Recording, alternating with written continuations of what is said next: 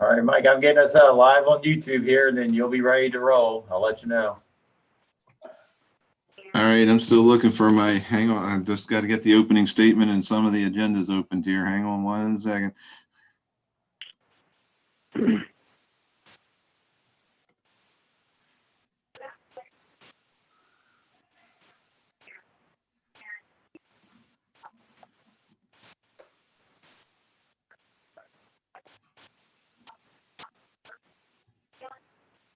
And who is the phone number that ends in 632? That's me, Matt. Oh, Matt Chilton. Thank you.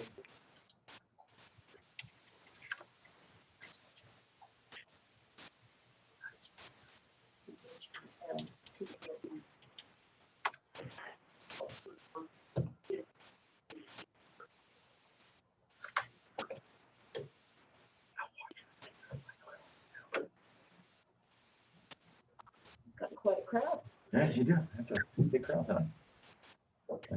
Mr. Greer, we are ready on our side whenever you are, sir. I know you're looking for some stuff there, and we appreciate you. Take care of it. All right, we didn't have any minutes, did we? We did not. Okay, hang on one second.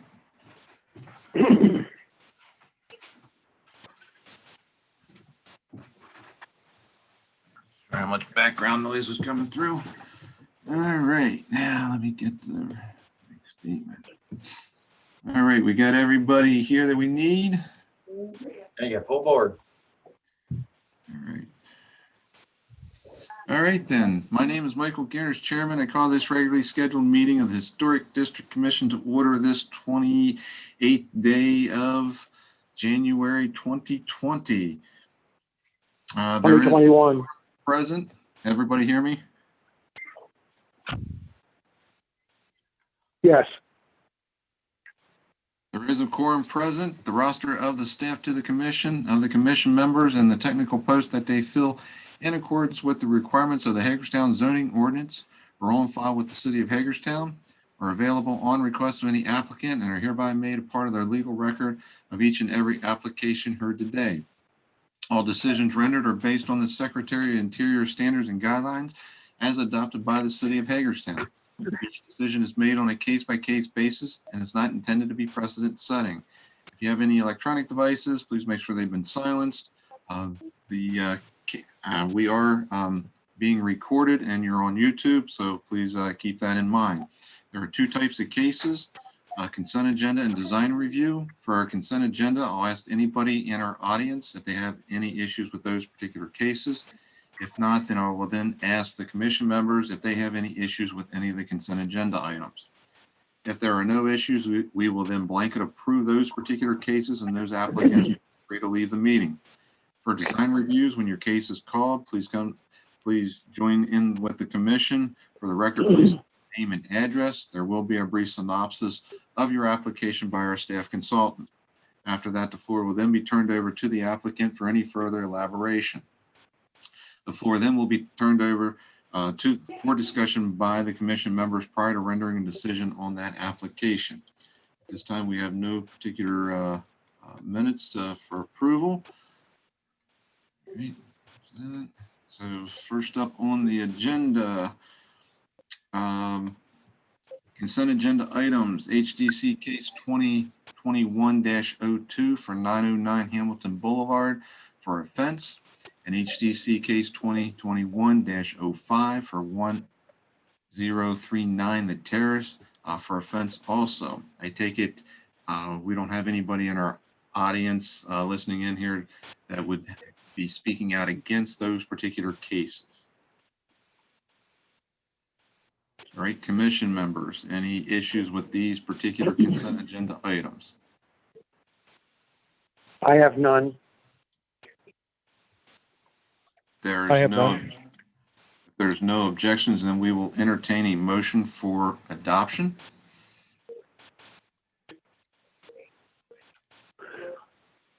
Mr. Chairman, I have reviewed the material submitted in cases number HDC 2021-02 and HDC 2021-05 and their associated staff reports and recommendations, and I have reviewed the properties in question. The staff reports recommend approval of these applications as consistent with the application standards adopted by this commission. And no one has appeared at this hearing with concerns about issues with or objections to these applications. Therefore, I move that this commission adopt the staff evaluations and recommendations in these cases as its own and grant certificates of appropriateness to the applicants for cases number HDC 2021-02 and 2021-05. All right, is there a second? Doug, I second. I'll move that second. Who seconded? Leslie? Leslie. All right, so Mr. Powell made the motion, Leslie second. All right, any further discussion on the motion? Hearing none, all those in favor of the motion signify by saying aye. Aye. Aye. Aye. Aye. Any abstention, any objections? Hearing none, motion carries. All right, so those applicants, HDC case 2021-02 and 05, are free to leave the meeting if they so choose. Next up would be design review. First case is HDC 2021-03 for 25 Broadway to replace the rear fire escape.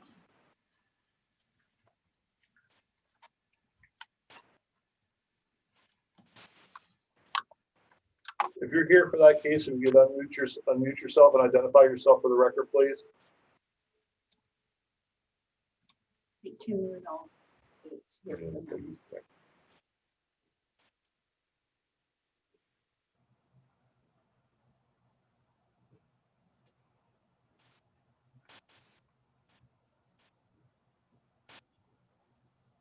Mr. Rudolph, you're still on mute. How about now? There we go. There you are. Alrighty. Okay, this is HDC case 2021-03. The applicant is 25 Broadway, Hagerstown LLC, and Mark Lepowski. Property address is 25 Broadway. Building is in the Potomac Broadway Historic District. It's a B resource. It contributes to the character of the district, but is not likely to qualify for National Register listing individually. Photographs of the building are shown on page 1 of your staff report. You will notice for the record that the building is at the corner of an alley. Do keep in mind when you've made determinations in the past about visibility of improvements. We have not used alleys as public ways or public spaces as far as visibility goes.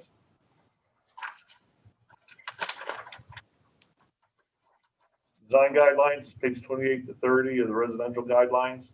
Description of work and plans. The applicant proposes to replace the existing rotted wood fire escape on the back of the building with a new pressure treated wood fire escape. The replacement will mostly be in kind with the exception of the use of pickets instead of horizontal rails on the stairway. The drawing shows the pickets on the outside of the railing. The existing fire escape is currently condemned. Recommendation is approval. However, the tops and bottoms of the pickets should be concealed with wood with trim boards. The wood shall be painted or stained once it has been seasoned. They're proposing to use what we typically refer to as Ocean City railing, where the tops and bottoms of the pickets are exposed to the exterior rather than a more traditional design. And in the past, you all have let folks, especially on the backs of buildings, use this type as long as they put some trim wood at the top and then across the bottom to give it somewhat of an appearance of a more traditional railing system rather than Ocean City condo railings. Staff recommends approval with that provision. Mr. Rudolph, any comments or further elaboration?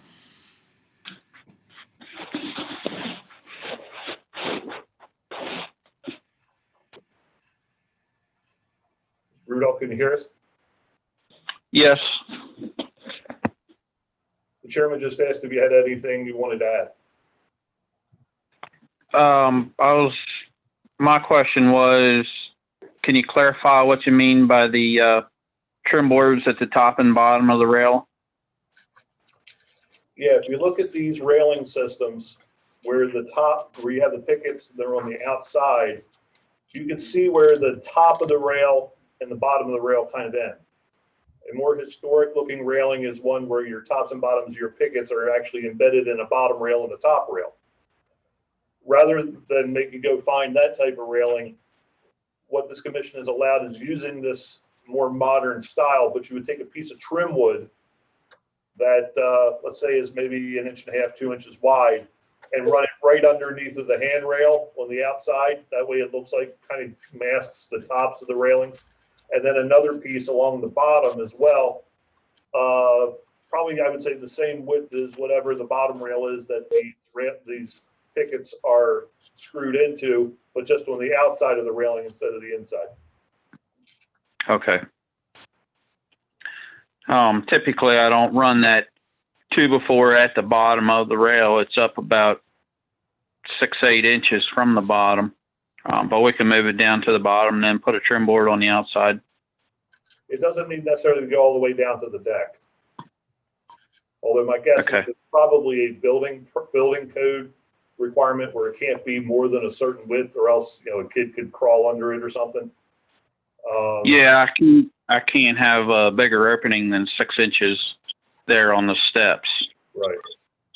So even if you get it as high as 6 inches, as long as the bottom of it is, whatever meets the building code, but put the trim piece across it. But you don't necessarily have to. And actually, historically, the railings typically wouldn't go all the way down to the deck anyway. So if you just left 1 inch or 2 or 3 or 6 before you hit to have the bottom of the railing system, just put that piece of trim across it. But you don't have to put it actually down on the deck. Okay. And as you get closer, if you want further explanation, I'll be happy to work with you off record. Okay, I think I kind of got the idea of what you want. Yeah, if you notice the drawing that you provided, it shows the pickets going all the way down to the actual surface of the decks and the steps. Just basically, and then you see the horizontal piece along the bottom. Basically just cut the railings off at the bottom of that horizontal piece and then put a piece of trim board on the outside of it. Got it. All right. Commission members, any comments? I have none. I'm good. Doug, I'm fine with I have none.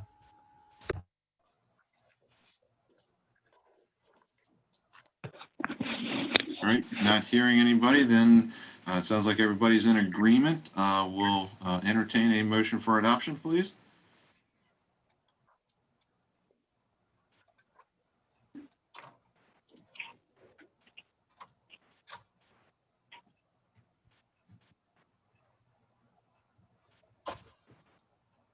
Don't want everybody jump at once.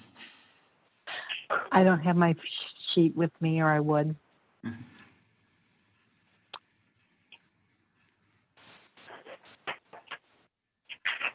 It's Bob again. I can go ahead and do this one too.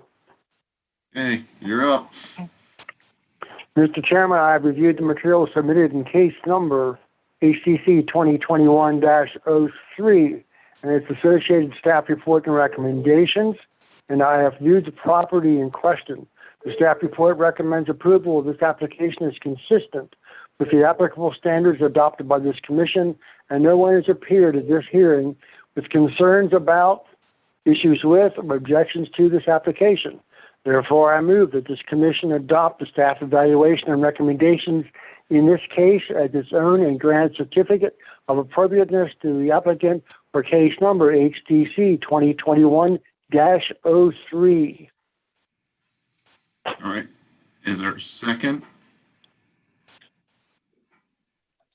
Second. All right, discussion. We need to make sure the motion states that the trim board for top and bottom of the rail is provided also. That's correct. And So- Agreed. paint All right. after it's seasoned. We're good with that. Any further discussion? Hearing none, all those in favor of the motion as amended signify by saying aye. Aye. Aye. Aye. Aye. Aye. All right, anybody opposed? Hearing none, motion carries.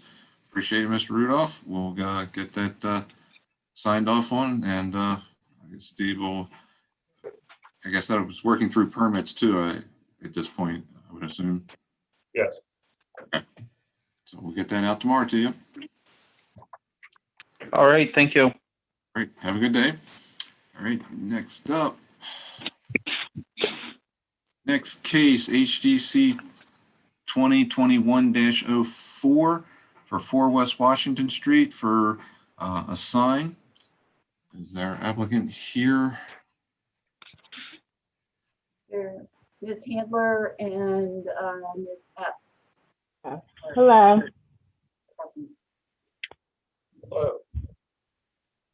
We have Ms. Handler shown on the screen twice. Can- Okay. Okay, this is HDC case 2021-04. The applicant is Helping Hands Health Services in Melissa Handler. Property is located at 4 West Washington Street. This is in the downtown local historic district, and we need to make a correction to the staff report. This building is an A resource, not a B resource. It's a significant building to the character of the historic district, which may qualify for National Register listing individually. Photograph of the building is shown on page 1 of your staff report. The proposed use is in the upper 2 floors of the building. It's not the storefront. And so the business is actually accessed via the pedestrian door shown on the left side of the photograph on your report. Sign guidelines, pages 37 to 40 of the downtown district. Description of working plans. The applicant proposes to install an aluminum sign on a metal bracket either above the door at 4 West Washington Street or to the right of the second floor window directly above the door on the West Washington Street side. The total square footage of the irregularly shaped sign will be 8 square feet. That's the maximum that's permitted by the ordinance. Staff recommendation is approval.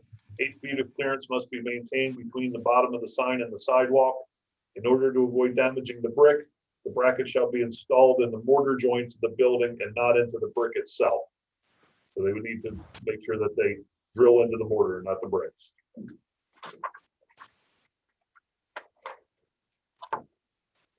Handler, anything to add?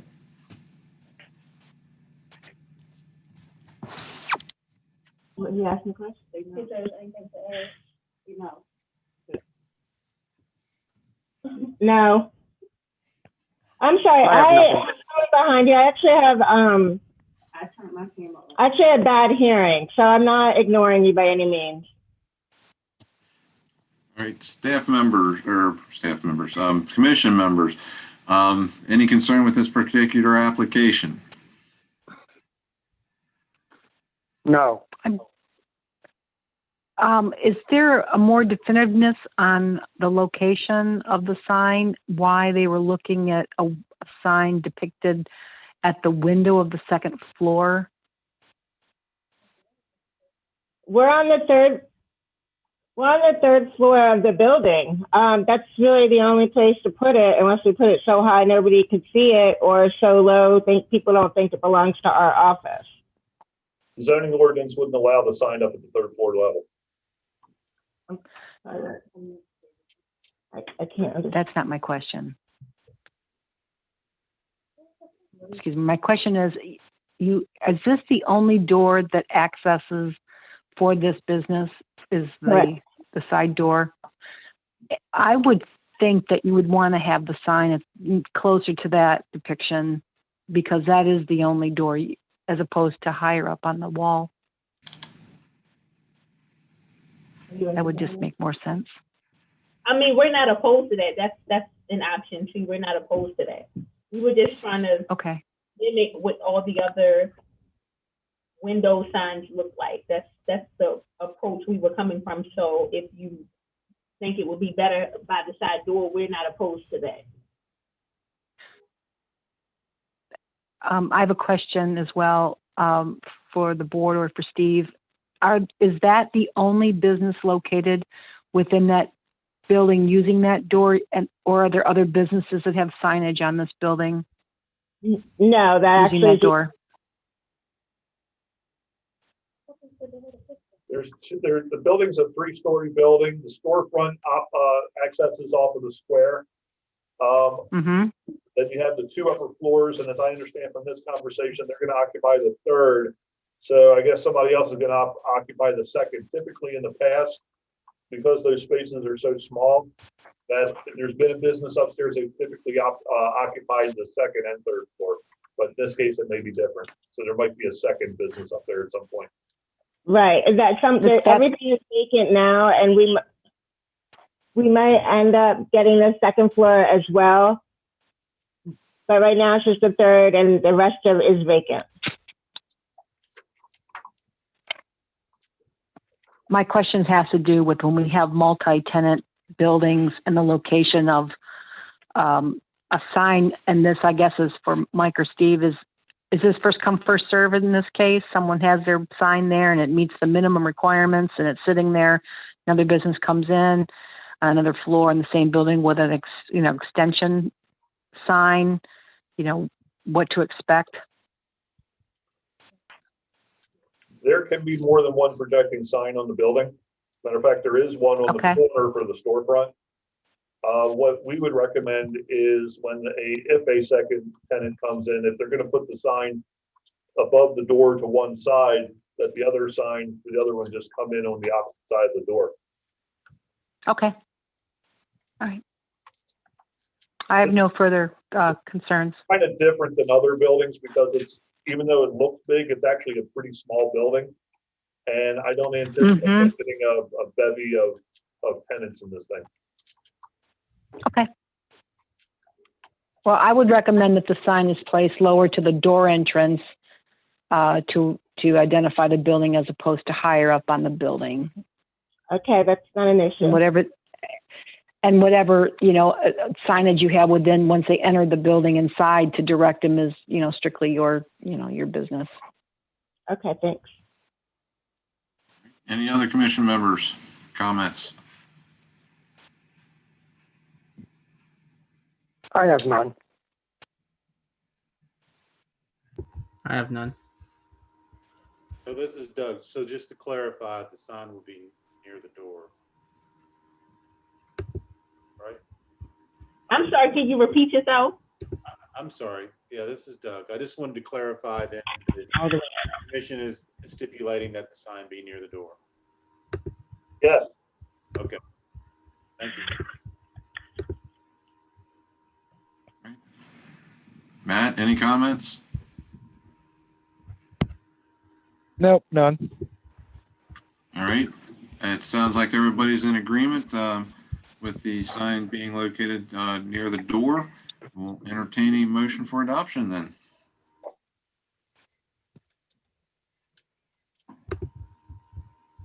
I can do it. Mr. Chairman, I reviewed the materials submitted in case number 2021-04 and its associated staff report and recommendations, and I viewed the property in question. The staff report recommends approval of this application as consistent with the applicable standards adopted by this commission, and no one has appeared at this hearing with concerns about, issues with, or objections to this application. Therefore, I move that this commission adopt the staff evaluation and recommendations in this case as its own and grant a certificate of appropriateness to the applicant for case number 2021-04. Is there a second? Yeah, this is Doug. I second it with that stipulation near the door. All right. And Chris, you're agreeable with the amendment there to make sure the sign's closer to the door as opposed to the second floor location? Yes. All right. Makes more sense.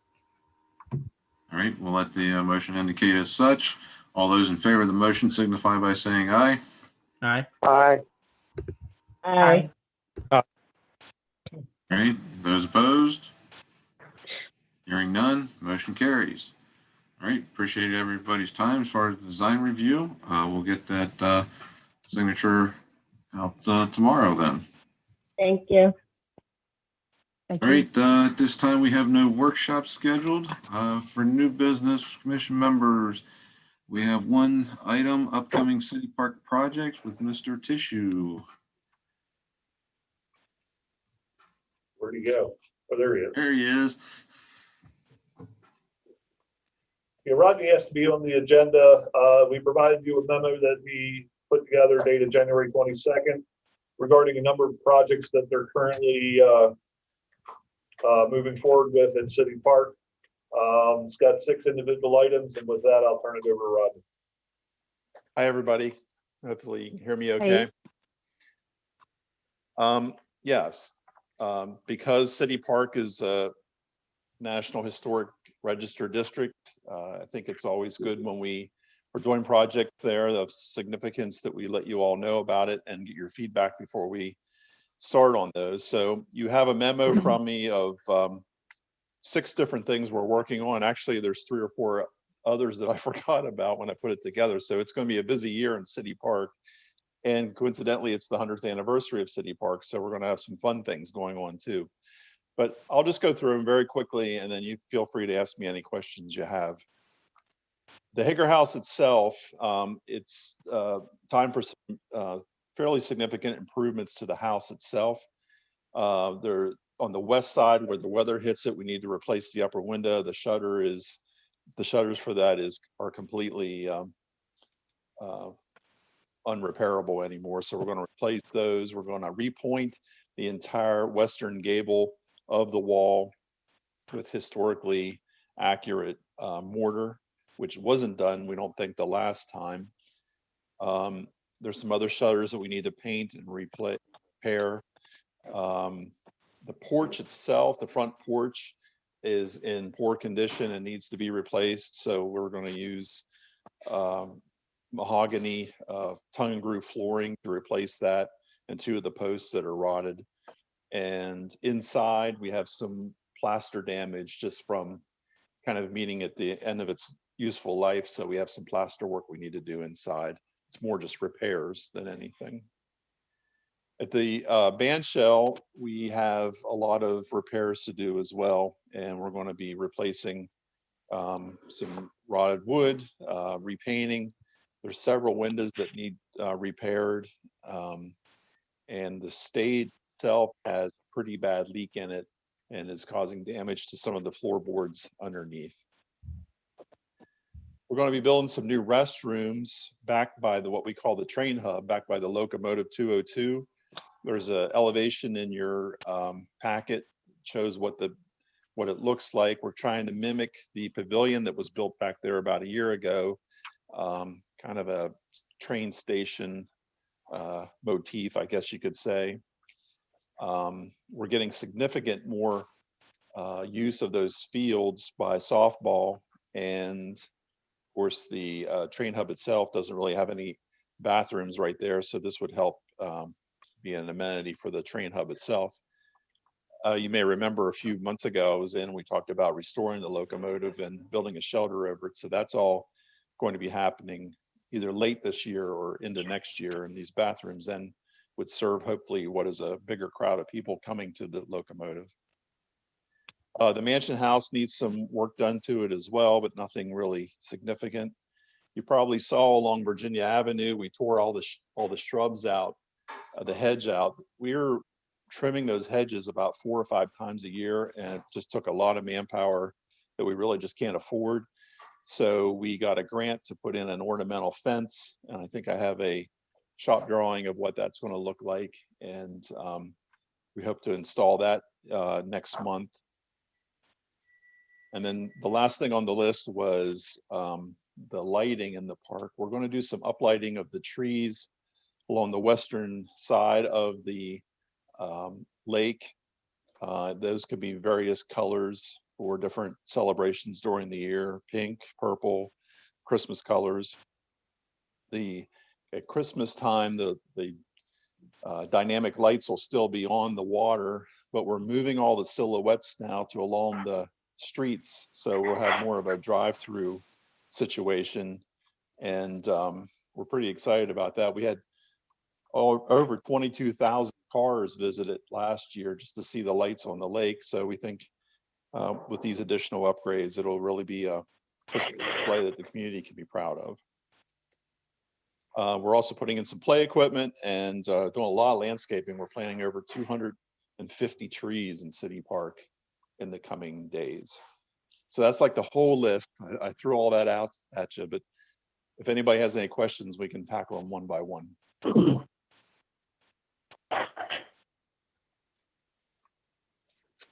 Commission members, any comments for Mr. Tissue?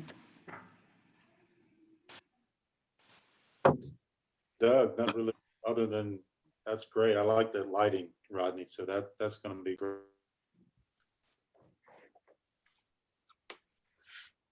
Yeah, it's pretty popular. You got a My busy only summer. question is this going to be a combination of Parks and Recreation people in addition to subcontracted workers? Yes. The Hager House work, I think, is going to be all restoration contractors. We only have so much we can do as staff. We have very talented people, but they have a limited bandwidth of what they can get done. The Hager House feels like something we can leave to the professionals. So that's what the plan would be for that. Band shell we would do in-house. The restrooms we're going to try to do in-house with using trade, plumbing, electric, and that kind of thing, contractors. The fence work, we have a contractor already set up, and the lighting is a combination of city staff and an electrician. Thank you.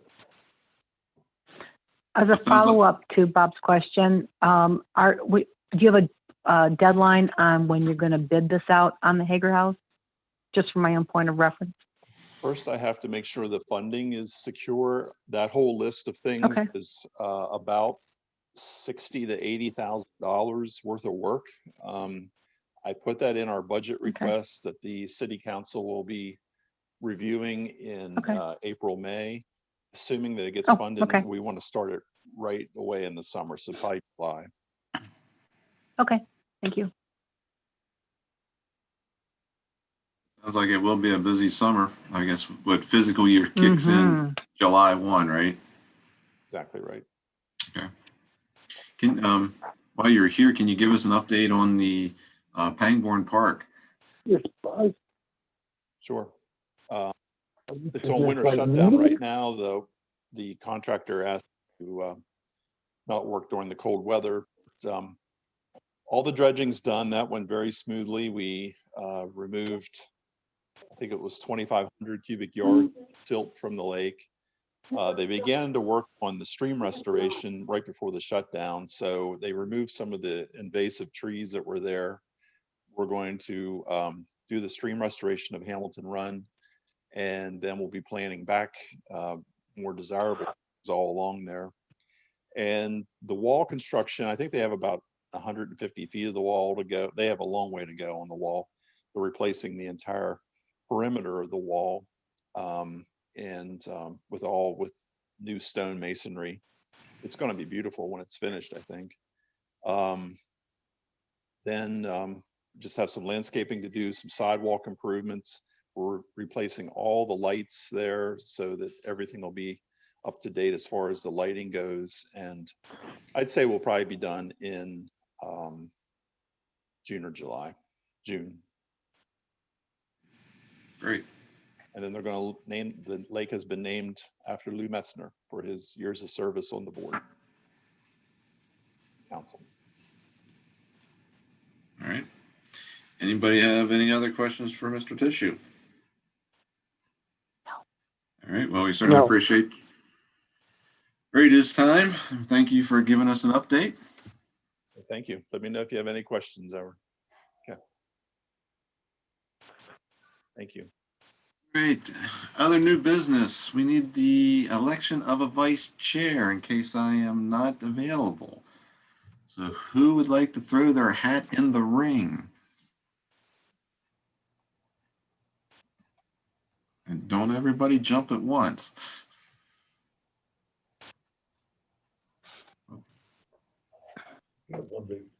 Did we lose already? Oh, there it is. Chris Square moved up a little bit. We have everybody who's on the board currently in attendance at this meeting, so there's no absentees. We have one vacancy. Yeah.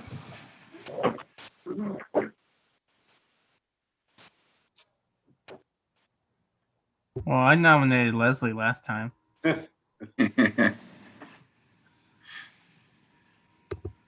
I was hoping that with a full board, there would be someone very energetic who'd like to jump in there that loves this kind of stuff. If nobody wants to do it, I would be happy to provide that.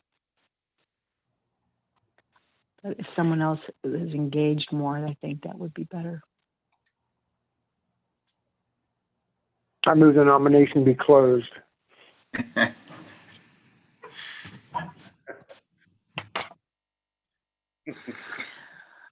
You devil. All right, I don't hear anybody else stepping up to the plate, so I guess by default, Leslie has agreed to accept a nomination for vice chair.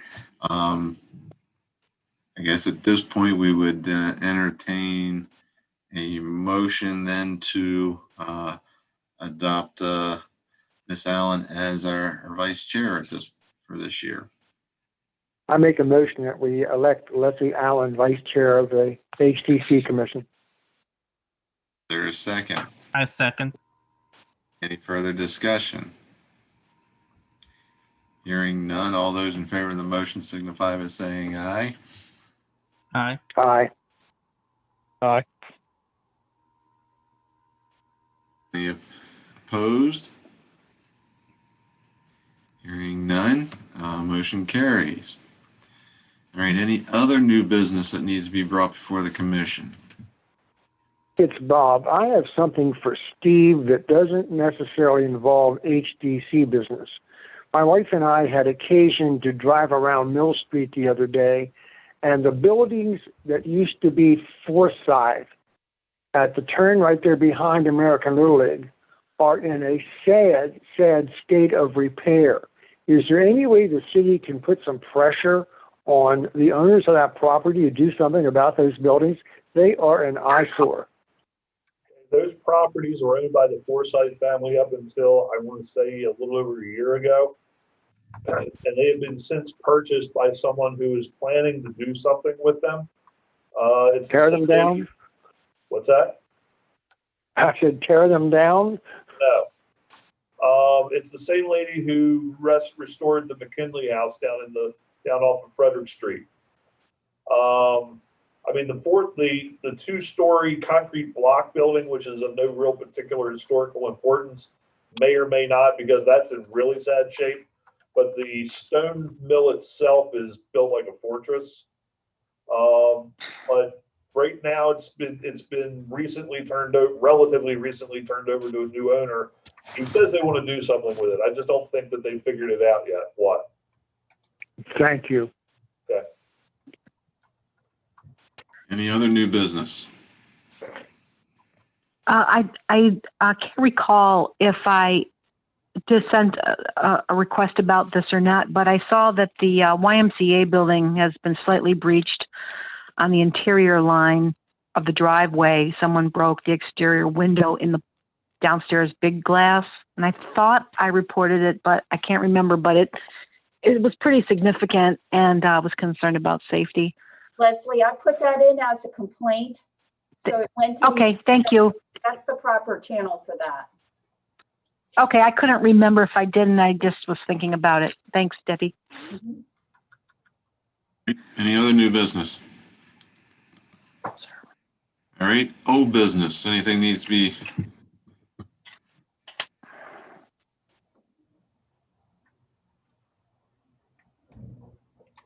Hearing none. Any announcements? All right, our next, if I can get my screen here to move, our next meeting should be February 11th. With that, and if there's no other business, we'll entertain a motion for adjournment. I move to adjourn. Second. All right, so moved. Appreciate everybody's time. Everybody have a good evening. Thank you. And we'll see you Thank in you. a couple Thank you weeks. so much and goodbye. Take care.